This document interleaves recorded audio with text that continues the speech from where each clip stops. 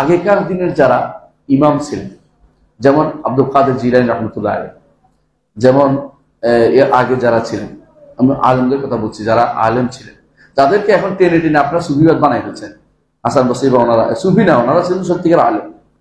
ওনারা যখন আলোচনা আল্লাহর পরিচয় মারফতের কথা আলোচনা করছেন, সব কোরআনে আল্লাহর নামগুলি নিয়ে আসছেন, আল্লাহর সিফাতগুলি আনছেন, আলোচনা করছেন। আর এখন যারা মারফতের আলোচনা করে, ওরা কিন্তু আল্লাহর নাম সিফাত দিয়ে আলোচনা করেন। ওরা কি করে? হ্যাঁ, আমি আমার নফসের দিকে মুতাওয়াজ্জিহ আছি, আমার নফস জনাব ঈশা হুজুরের কলব দিকে, আবার ঈশা হুজুর তো না কেবলা বলে, হ্যাঁ, তার কলব থেকে আরশে মহল্লার দিকে, সেখান থেকে গিয়ে আমার কলবে ধাক্কা মারলো, এই আল্লাহ, বুঝছেন তো? এইগুলো দিয়ে আল্লাহকে সিনে চিন্তা ভাবনা করে, অন্ধকার গলি বের করে, আবার এগুলোতে বিভিন্ন জায়গাতে নিয়ে ওদেরকে অন্ধকারে রেখে কি শিক্ষা দেয় ওদেরকে জিজ্ঞাসা করতে হবে। এগুলি হচ্ছে আল্লাহর মারফতে জায়গা বানাচ্ছে, আল্লাহর মারফতে জায়গা বানাচ্ছে। ইল্লাল্লাহ ইল্লাল্লাহ ইল্লাল্লাহ হু হু হু হু হু লাল্লাল্লাহ বলবে, মানে কবরে গিয়ে বলতে হবে, এগুলি আল্লাহর মারফত জিনিস বানাচ্ছে, এগুলি ফালতু জিনিস বানাচ্ছে। এরা হচ্ছে পথভ্রষ্ট। যতগুলি পীর আছে বাংলাদেশে একটাও বাদ নাই, সবগুলি পথভ্রষ্ট বিনা একবার। পীরগিরির সিস্টেমটা ইসলামে নাই। ইসলাম হচ্ছে একজন আলেম থাকবে, তার কাছ থেকে দ্বীন সম্পর্কে জানবে, তার সম্পর্কে আল্লাহ সম্পর্কে জানবে। যিনি আব্দুল কাদের জিলানী রহমতুল্লাহ আলাইহি, কে বলছে তিনি মুরিদ করছে? কে বলছে তিনি আপনাকে বলছে যে মুরিদ ইলা তাহজান? বুঝেন, ওদের নিকট আব্দুল কাদের জিলানী রহমতুল্লাহ আলাইহি কিন্তু আসল আলেম ছিলেন, এবং তিনি ইমাম ইবনে কুদামার উস্তাদ ছিলেন, এবং ইমাম ইবনে তাইমিয়া রহমতুল্লাহ তার কথা যখন আসতো তখনই বলতেন যে আল-আরিফ বিল্লাহ, আল্লাহ সম্পর্কে তিনি অনেক ভালো জ্ঞান রাখতেন। আর অথচ এরা কি বলে, কসিদা গাউসিয়া একটা আছে, কসিদা গাউসিয়া বুঝলেন? এরা কসিদা গাউসিয়া হচ্ছে প্রতিদিনটা পড়লে নাকি সওয়াব, প্রতিদিন শিরিক। শিরিক কিরকম? আমার মুরিদ তুমি পেরেশান হইও না, আকাশের কত তারা তা আমি জানি, জমিনের কত বালু তা আমি জানি, পানিতে কত মাছ তা আমি জানি, হ্যাঁ, আকাশে কত পাখি তা আমি জানি। আস্তাগফিরুল্লাহ। কেমনে জানবে তিনি? এটা যদি প্রতিদিন যদি কোনো কেউ বলে, এর কি ইমান থাকে? ওর ইমান থাকবে? এর হচ্ছে সকালবেলা শয়তান তাদের পুকুরে তিনি বইতে পারে, বিকালে আবার তার পুকুরে তিনি পুকুরে শিরকি নিতে করতেছে। আর এরা বলে আল্লাহকে চিনছি, আল্লাহকে চিনার নামে ভণ্ডামি চালু করে দিয়েছে, ইমানটাকে নষ্ট করে দিচ্ছে। এই সমস্ত জায়গাতে যারা যাবে, ইমান হরণের জায়গা ছাড়া কিছুই না।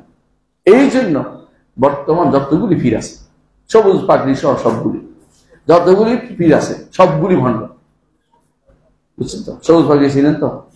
সবুজ পাগড়ির লোক ইবনে তাইমিয়ার কাফের বলতে বলতে তার মুখে ফুটো বের করে দিচ্ছে। সুবহানাল্লাহ, তাকফীরের কোনো শেষ নেই তার কাছে।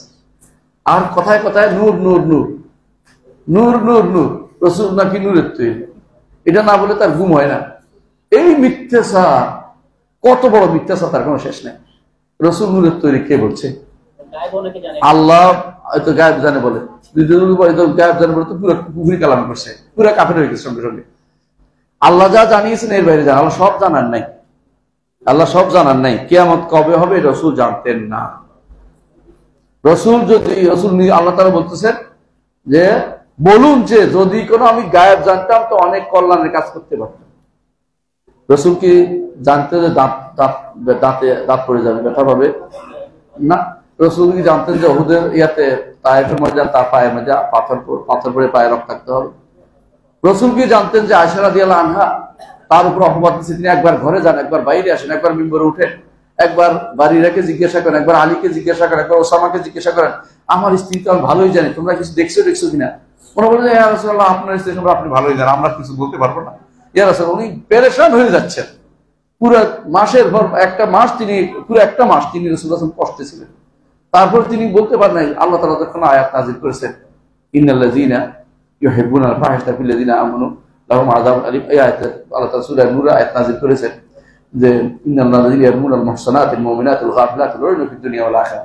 এই আয়াত নাযিল করে রাসূলুল্লাহ সাল্লাল্লাহু আলাইহি ওয়াসাল্লাম শান্ত হয়েছেন।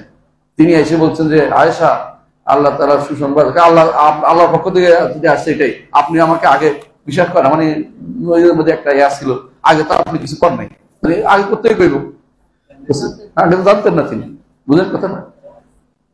মুনাফিকরা বলে ফেললো রাসূলের একবার এমন হারিয়ে গেছে, ওটা আসতেছে না। মুনাফিকরা বলে ফেললো যদি তিনি মসল হইতে তো বলতে পারতেন, রাসূল বললেন যে শোনো, এই মাত্র জিবরিল আমাকে বলে গেছে তোমাদের কারণ যে এটা অমুকখানে ওই লতা ফাতার মধ্যে তার মা আটকে গেছে, বের হইতে পারতেছে না, সেখানে আটকে আসে, যাও নিয়ে আসে। এই মাত্র জিবরিল আমাকে বলে গেছে, তিনি জানতেন না। জিবরিল যেটা বলছে এটা শুধুমাত্র জানছে। এ বিষয়ে আমার আশিকুল খাদিম ও হাদিস এটার মধ্যে প্রায় 50 পৃষ্ঠার মতো লিখছি, দেখে কেউ আরবি জানলে পড়ে নিবেন। আশিকুল খাদিম নাকি আছে, ইন্টারনেটে বইটা ফ্রি পাওয়া যায়, নামাই নিবেন।